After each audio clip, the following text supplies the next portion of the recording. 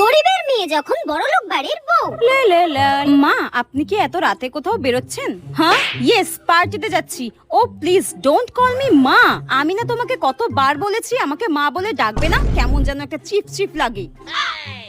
Please call me mom or mummy, আর কিচ্ছু না। কেউ ভূত একটা, যত সব।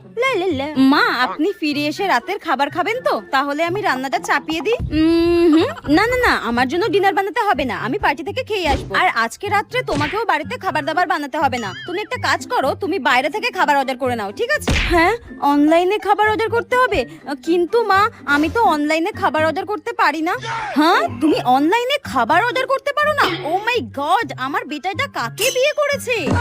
আমার কাছে তো কোনোদিন ফোনই ছিল না। নেহাত আমার বেটা তোমাকে ভালোবেসেছিল তাই, নইলে তোমার মতো ভিখিরি আর গেও ভূতকে এই চৌধুরী বংশের বউ কোনোদিনও করতাম না। যত সব। এতে আমার কি দোষ?